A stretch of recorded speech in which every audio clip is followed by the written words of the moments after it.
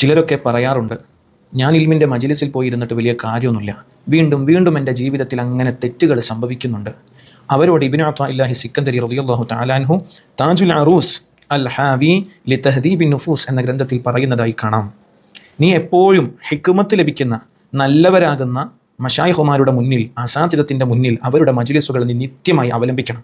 വലൗ കുൻത അലാ മഅസിയ, നീ അങ്ങനെ തെറ്റുകളിലായിക്കൊണ്ട് വീണ്ടും വീണ്ടും അഭിരമിക്കുന്നുണ്ടെങ്കിലും നീ അത്തരത്തിലുള്ള മജ്‌ലിസുകളെ മുറുകെ പിടിക്കണം.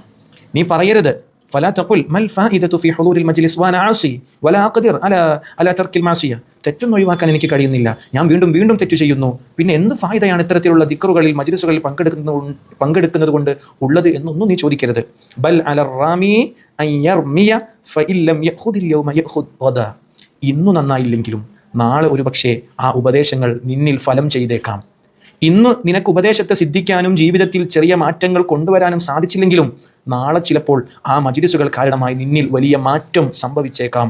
അതുകൊണ്ട് നീ തീർച്ചയായും മജ്‌ലിസുകളെ, ദിക്റിന്റെ ഹലഖാത്തുകളെ, ഹിക്മത്തിന്റെ മജാലിസുകളെ പതിവാക്കണേ, അതിനെ കൈവെടിയരുതേ എന്ന് ഇബ്നു അത്വാഇല്ലാഹി സിക്കന്ദരി റളിയല്ലാഹു തആല അൻഹു പ്രത്യേകം നമ്മോട് നസീഹ ചെയ്യുന്നതായി കാണാം. അള്ളാഹു പതിവാക്കാൻ അത്തരത്തിലുള്ള ഹിക്മത്തിന്റെ മജാലിസുകളിൽ അള്ളാഹു നമ്മെ ഒരുമിച്ച് കൂട്ടി നൽകുമാറാകട്ടെ. അള്ളാഹു നമ്മെ നന്നാക്കി തരുമാറാകട്ടെ. അസ്സലാമു അലൈക്കും വറഹ്മത്തുള്ളാഹി.